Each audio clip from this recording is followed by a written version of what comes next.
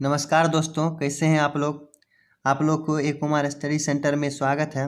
आज आप जानने वाले हैं डाउन सिंड्रोम, जो कि एग्ज़ाम के दृष्टिकोण से बहुत ही महत्वपूर्ण टॉपिक है और ये क्वेश्चन भी है। तो इसको आज अच्छा से जान लीजिए ताकि एग्ज़ाम में अच्छा से आप लिख पाएँ। तो जानिए, यह है डाउन सिंड्रोम, जो कि गुणसूत्रों के परिवर्तन में कम या बढ़ जाने से रोग उत्पन्न होता है। इसको आज बेसिक और एडवांस तक जानेंगे। तो चलिए जानते हैं। ये जो है डाउन सिंड्रोम इस रोग को मंगोलियन या जड़ बुद्धिता या मंगोलिज्म कहते हैं। यानी कि इसका साइनोनिम हुआ, जो कि भिन्न भिन्न नाम है, मंगोलियन या जड़ बुद्धिता या मंगोलिज्म कहते हैं। उस दूसरा पॉइंट है, इस रोग का खोज 1866 ईस्वी में हुआ था, जो कि एग्जाम में पूछा जा सकता है ऑब्जेक्टिव के रूप में कि डाउन सिंड्रोम रोग का खोज कितने ईस्वी में हुआ था। तो 1866 ईस्वी में हुआ था। उसके बाद खोजकर्ता कौन थे, ये भी ऑब्जेक्टिव में पूछा जा सकता है। ये सब्जेक्टिव नहीं है लेकिन ऑब्जेक्टिव की दृष्टिकोण से महत्वपूर्ण है। इस रोग के खोजकर्ता के नाम लैंगडन डाउन था। इस तरह से इसमें 3 पॉइंट बने। उसके बाद इसका बेसिक कॉन्सेप्ट जानते हैं कि ये रोग उत्पन्न कैसे होता है। तो आइए जानते हैं बेसिक जानकारी, जो कि गुणसूत्र आप जानते होइएगा। मनुष्य में गुणसूत्र 46 होते हैं, यानी कि 23 जोड़ा होते हैं।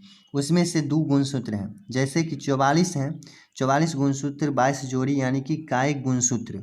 इस गुणसूत्र के को लेकर शरीर का अंग तंत्रों का निर्माण होता है, शरीर का निर्माण होता है। उसके बाद 2 जो बचते हैं, इनके द्वारा लिंगों का निर्धारण होता है, नर होगा या मादा। इस चीज़ का निर्धारण 2 से ही होता है।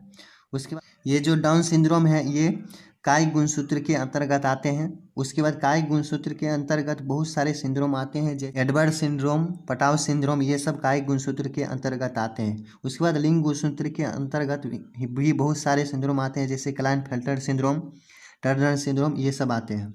हम ये चीज़ को जान चुके हैं। उसके बाद आप नेक्स्ट पॉइंट को जानते हैं, जो कि वीवीआई है। उसको समझे बिना हम डाउन सिंड्रोम को नहीं समझ सकते हैं। तो आइए देखते हैं उस पॉइंट को। 2 पॉइंट हैं, एकल सूत्रता और एकाधी सूत्रता। इसमें जो होता है, इसमें एक गुणसूत्र कम हो जाते हैं तो उससे भी रोग उत्पन्न होते हैं। उसके बाद एकाधी सूत्रता, इसमें एक गुणसूत्र अधिक हो जाते हैं, उससे भी एक रोग उत्पन्न हो सकते हैं। यानी कि गुणसूत्र को कमने या बढ़ने से रोग उत्पन्न होते हैं। तो कम जाने से रोग उत्पन्न होंगे और बढ़ने से भी रोग उत्पन्न होंगे। यहाँ पे जैसे कि 21वें जोड़ी गुणसूत्र पे, यानी कि एक जोड़ी में 2 गुणसूत्र होते हैं। 21वें जोड़ी में अगर 2 गुणसूत्र हैं ही, उसमें एक पर आ गए, यानी कि 3 हो गए, तो इससे एक रोग उत्पन्न हो जाएंगे, यानी कि सिंड्रोम टाइप के बहुत सारे रोग उत्पन्न हो सकते हैं। इस तरह से एकल सूत्रता और एकाधिक सूत्रता को आप दिमाग में बैठा लीजिए। उसके बाद आप समझेंगे डाउन सिंड्रोम का फैक्ट।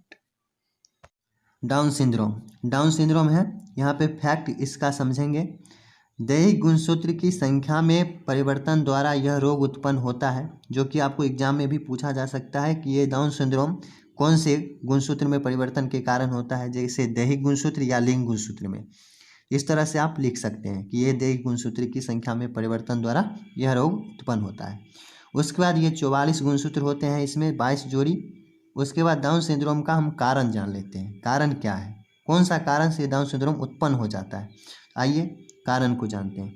कारण है, यह रोग 21वें जोड़ी गुणसूत्र में एकाधिक सूत्रता, यानी कि एक बढ़ जाने से एकाधिक सूत्रता के कारण होता है। इसमें 21वें जोड़े में एक गुणसूत्र की एक अधिकता हो जाती है, जिससे कुल गुणसूत्र संख्या में 47 हो जाती है।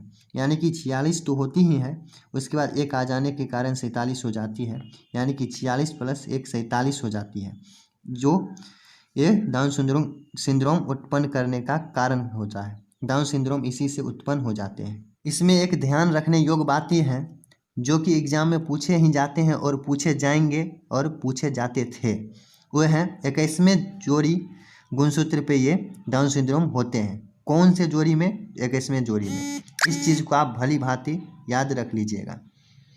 21वें जोड़ी पर होते हैं, इसलिए ये कायिक गुणसूत्र हैं। कायिक गुणसूत्र यानी कि 44 के अंदर ही होंगे, जो भी होंगे। इस तरह से हम इसका लक्षण जानेंगे, यानी कि देह में, यानी कि शरीर में कौन कौन सा लक्षण दिखाई देता है। इस रोग के कारण व्यक्तियों का शरीर मंगोलों जैसा हो जाता है, जो कि जैसे चाइना वगैरह में जो लोग रहते हैं गर्दन छोटा मोटा रहता है, इस तरह से हो जाता है।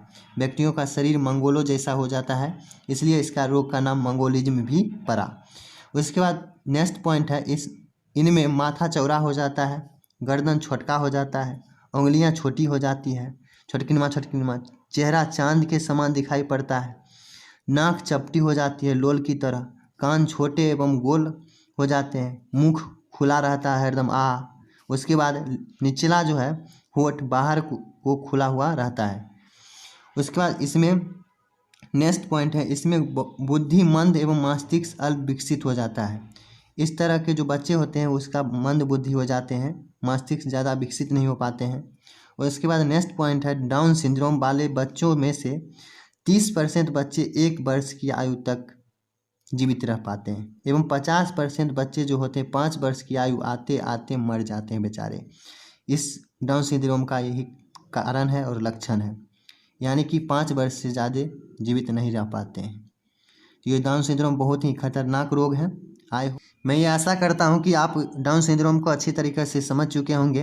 अगर वीडियो अच्छी लगी हो तो वीडियो को लाइक कर दीजिएगा, और चैनल पर नए आए हुए हैं तो चैनल को सब्सक्राइब कर लीजिएगा, ताकि कोई भी वीडियो हम डालें तो आपका मोबाइल में टनाटन नोटिफिकेशन जाए और आप वीडियो देखकर अच्छा से अच्छा लाभ उठा पाएँ। तो फिर नेक्स्ट टॉपिक के साथ मिलेंगे नेक्स्ट वीडियो में। तब तक के लिए जय हिंद, वंदे मातरम।